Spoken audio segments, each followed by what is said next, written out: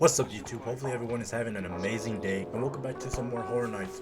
Now y'all seem to be enjoying this series, that's why I'm gonna keep uploading a Horror Night every single week and hopefully y'all keep watching and enjoying it in the future. Now that's all I really had to say, so let's watch something scary. This one is called The Elevator and it is by Dark Fun Horror Shorts Film. Now back then there would be this game, there would be this elevator game that people would play, and supposedly if you play it right, it would put you in another dimension.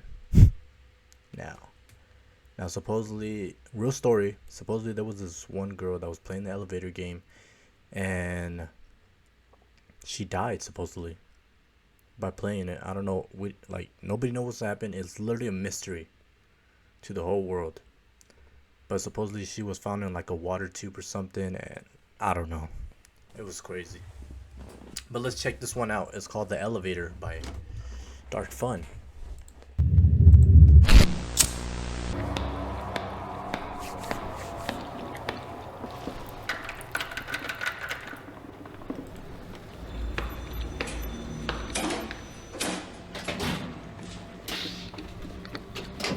Welcome to 12+1, a building with a rich and misunderstood history that has stood the test of time since 1896. From the outside, it may seem like just another grand old building, but there's more to it than meets the eye. 12+1 has faced...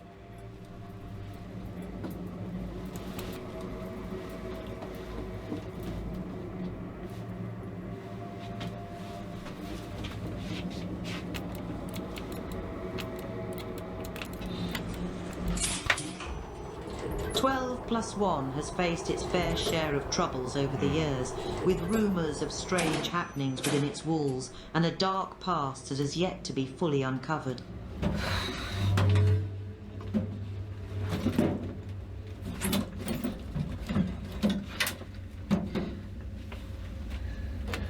You're stuck. Hey! I'm stuck here. Can you hear me? Help! Help! Is there like an emergency button? No one helps you, poor girl. Damaging properties is illegal and constitutes a violation of both civil and criminal law. That includes sticking your pink chewing gum in public places. Who are you? Welcome to building number 13.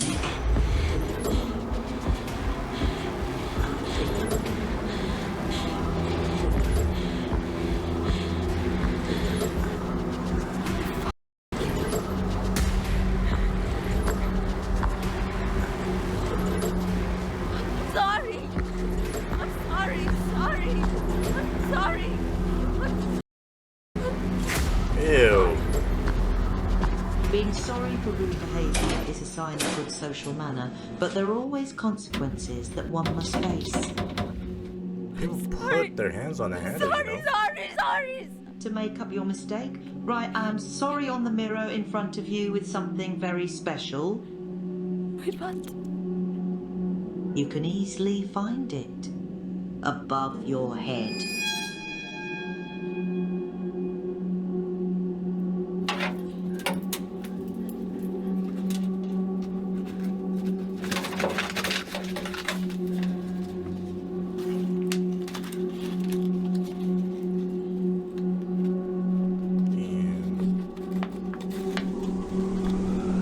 Maybe something sharp?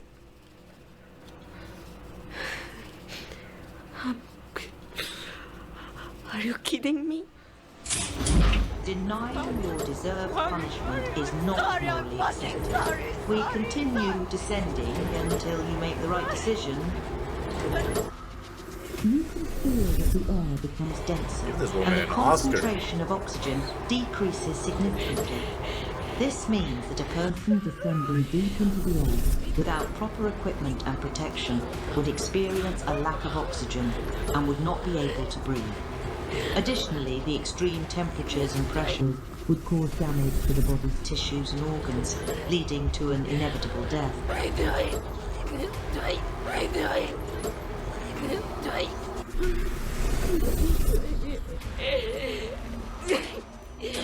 Accepting your punishment is a sign of mature human being, and it is constructive for both society and the person. I do it. I do it. You don't feel anything if you make it quick. I promise.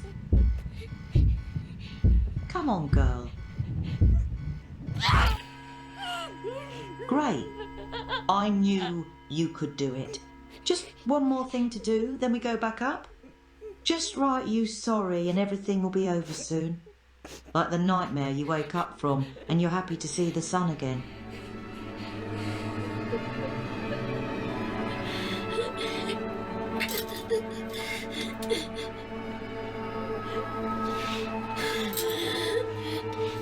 Is she gonna die?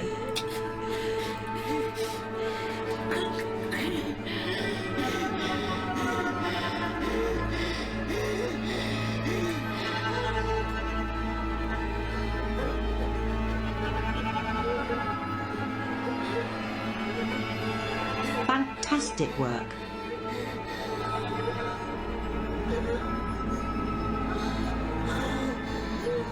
Let's get back up.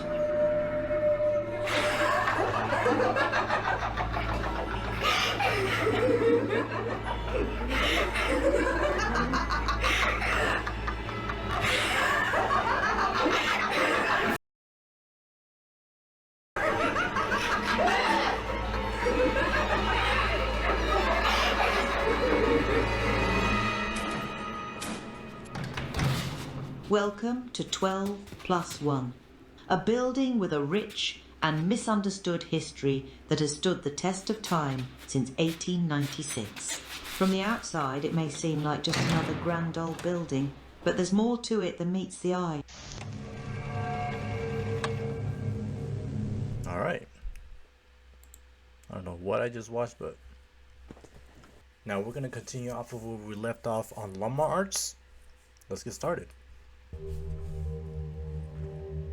School locked down. It was a typical boring day in calculus, only it was Friday, 7th period, meaning the week was almost over and spring break would finally be upon us, so everybody was getting antsy in their seats, I could tell.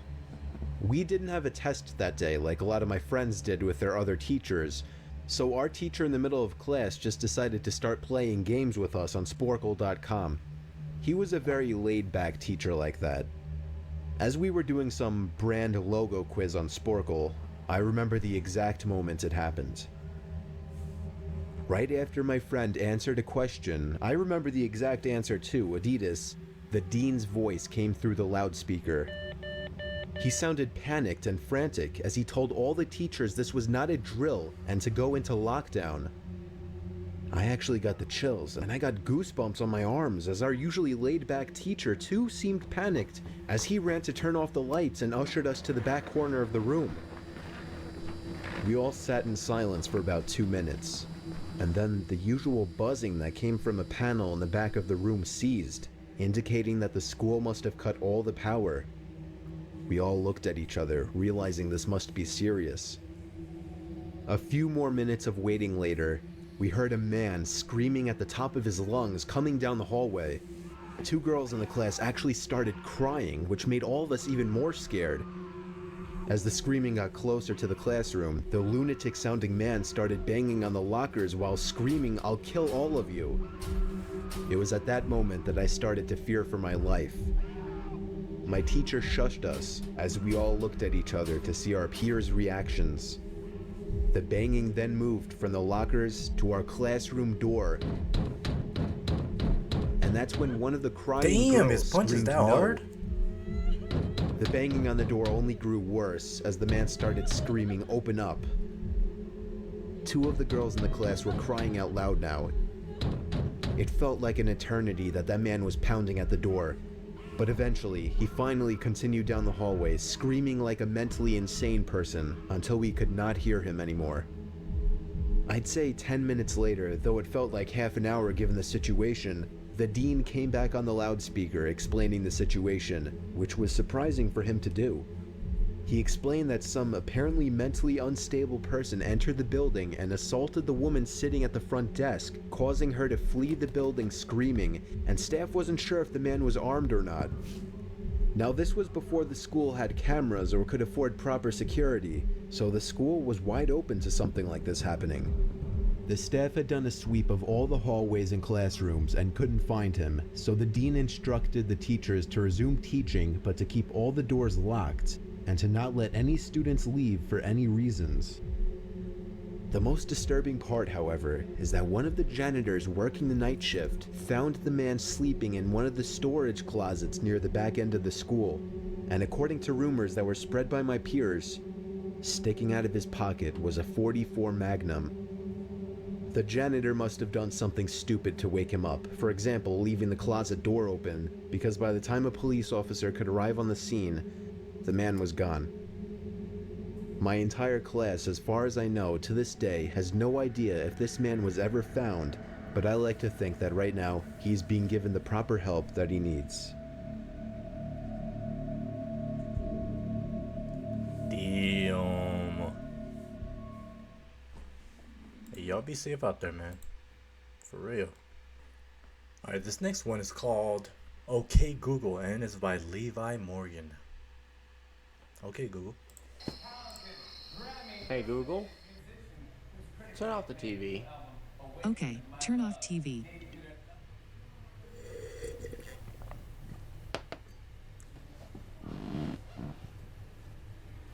Okay, turn on upstairs bedroom light. Hey Google, turn upstairs light off. Okay, turn off upstairs bedroom light. Good words. Damn.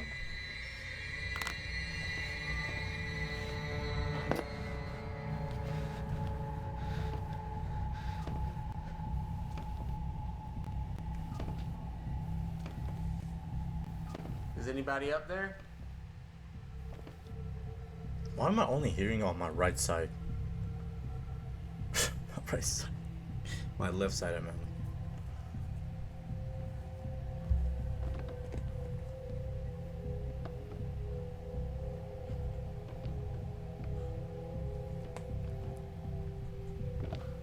All right.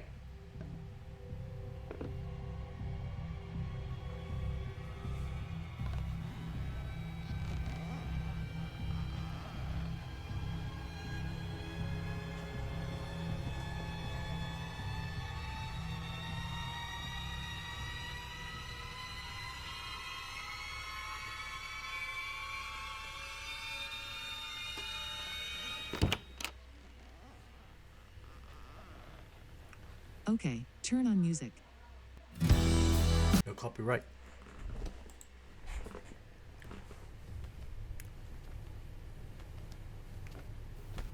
Okay, turn on laundry room light. How is Google hearing this though? Like, nobody's being. No? Nobody's telling her. You can't hear them.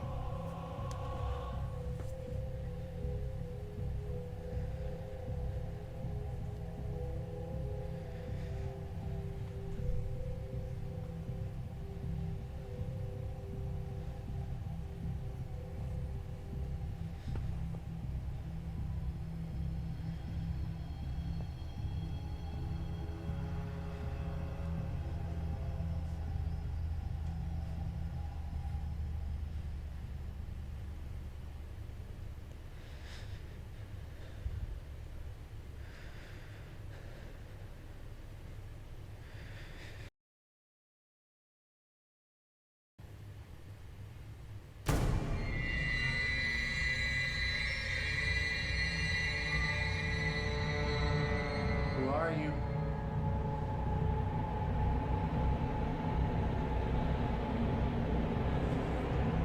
Be back. I'm warning you. Swing it like Babe Ruth. Get back. Google. Turn the kitchen lights on. All right, Google. Turn the kitchen lights on. Turn lights on. Google, turn lights on. Okay. Turning off laundry room light. No. No. Turn them on.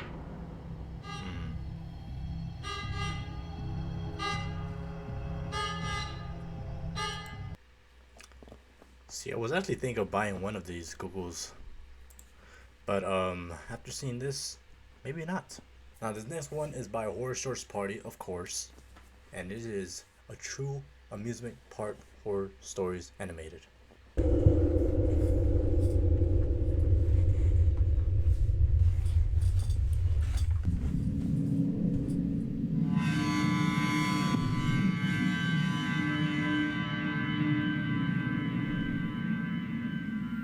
The time was roughly 5 p.m. in the afternoon. It was the month of August and I was on my way to the amusement park.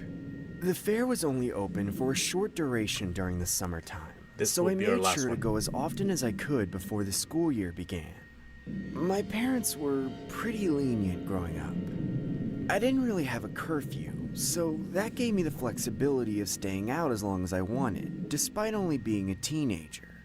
The distance from my condo to the fair was about a 10 to 15 minute walk, so commuting there was always a convenience compared to taking public transit like the hordes of people I saw entering the park. When I arrived at the entrance, I made sure to pay my fare and get a wristband that would enable me to go on rides for an unlimited amount of time. I remember seeing the usual stuff: roller coaster rides, food stands, a Ferris wheel, that kind of thing. To be honest, going to this specific fair could make anyone feel extremely claustrophobic, as the overbearing amount of people in the lineups for food, rides, or game attractions really made it difficult for anyone to get anywhere. I remember shoulder bumping at least several different guests before finally making it to the roller coaster ride I initially wanted to go on. The lineup for this particular ride was surprisingly not that long, so I immediately joined it behind this one girl standing in front of me. I politely tap the girl on the shoulder and ask, "Excuse me, have you been waiting in line for long?" The girl turns around and says, "Not that long. You come here alone?" Yeah, how about you?" "Well, I guess I'm not alone anymore." Yeah. I nervously chuckle as the girl says, "I'm actually here with my boyfriend." And then looks at me as if she was looking through me, not at me. "So, where is he?" She then says, "I'm looking at him." As the gates to the roller coaster ride began opening. To the next 10 guests, please receive each card for more than 10 people, please. Guests from the lineup began rushing in and filling every card on a first-come, first-served basis while the girl says, "What are you waiting for, babe? Let's go." I began following behind her as we both proceeded to make our way inside one of the carts. I didn't see the harm in sitting next to her, as I honestly found her pretty charming. Everyone, please fasten your seatbelts. We're about to take Don't off be a very simp shortly. in 2020. Hey, I'm Rob. What's your name?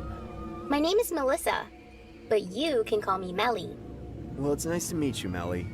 The girl then leans over and kisses me on the cheek as I said, "Are you always this forward?" That's when the roller coaster abruptly accelerates. I began to hold on for dear life as the velocity of the ride felt like I was jetting on the highway at a rate of 200 miles an hour. As the roller coaster began zooming up and down in a ferocious manner, I could see Melissa staring directly at me through my peripheral vision. I casually glanced at her, only to realize she was giving me the same bizarre stare she gave me during our initial encounter. At first, I thought she was just thrilled at the notion that my face looked silly from the turbulence of the ride, but then I realized that she was staring at me with a gaunt smile. Like the movement from the ride didn't faze her in the slightest. I couldn't help but feel uncomfortable. As we began approaching the tail end of the ride, I nonchalantly looked around as if I was exploring the amusement park, but in reality, I was avoiding Melissa. The ride finally made its way back to the initial start point. I remember waiting for the operator's cue to unbuckle our seatbelts and safely get off the roller coaster. I made sure not to make eye contact with Melissa as the operator finally gave the green light for guests to exit the ride.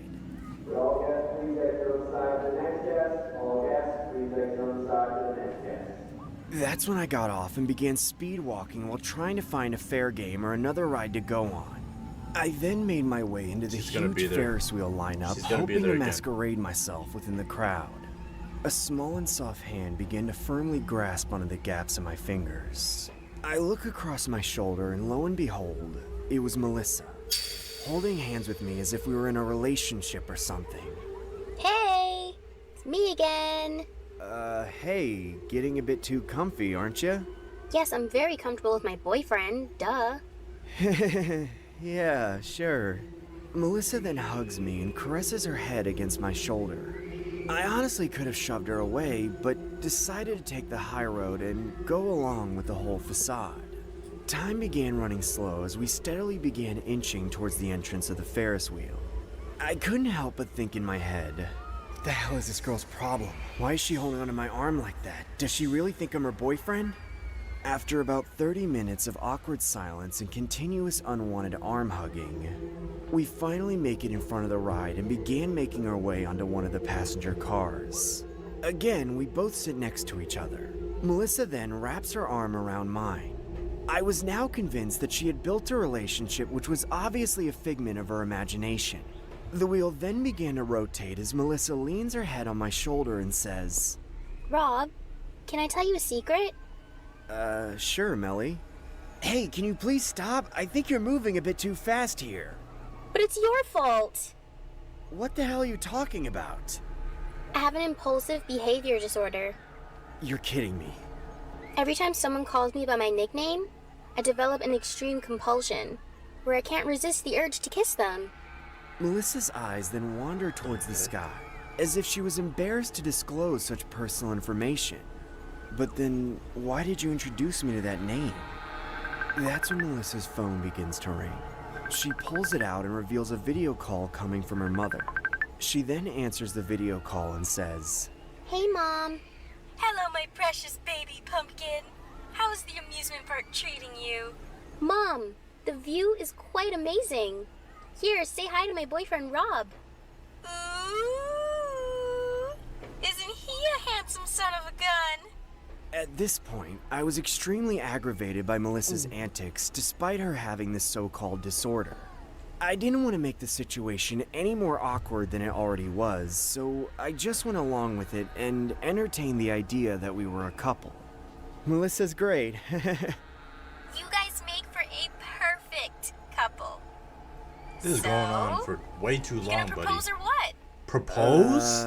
What are you waiting for, big guy? Pop the question. Can we please stop this, Melly? I mean, Melissa? I then realized that the Ferris wheel had finally come to a halting stop.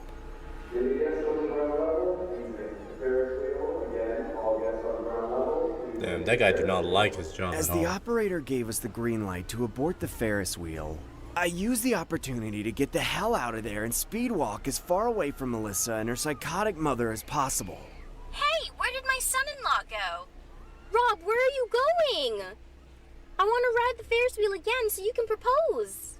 Leave me the hell alone, or I'm calling the cops! Damn. I then turned around and glanced at the Ferris wheel from a distance. I could see Melissa still sitting in the passenger car as the Ferris wheel again began to operate. A feeling of relief flowed through my body. Getting away from that clingy psycho brought me immense satisfaction. I made direct eye contact with her from where I was standing at. What made this all the more disturbing was how emotional I saw her getting. I saw tears profusely run down her face. At this point, I could have bolted the scene and left the fair, but I honestly felt a little guilty. Knowing that I was the sole purpose of Melissa crying a storm on the Ferris wheel made me gravitate towards staying and possibly giving an explanation as opposed to splitting the scene. The Ferris wheel then abruptly stops as the ride finally came to an end. I saw Melissa at the very top passenger car as the guests below began to exit the ride. She then began shouting, You're the worst boyfriend ever! I hate you! I wish I never met you! Without thinking, I said, I'm not your boyfriend, Melly! That's when Melissa compulsively leans over the passenger car to kiss me. No.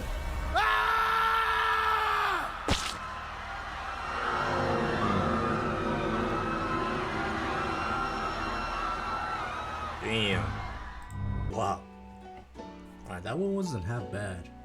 I'll give that an 8. And I also will give this week an 8 also. Now, there was a lot of good one. My least favorite one I would say would probably be the elevator one, because I don't know, it's just a bunch of craziness, but I understand it. You go into an elevator and something bad happens. But with all that, this might be the shortest one yet. But hopefully y'all did enjoy this one, and we will continue next week. But then again, hopefully y'all did enjoy. If y'all did, make sure you leave a like, subscribe, all that good yuck, and I will see you in the next Horror Night. Peace out.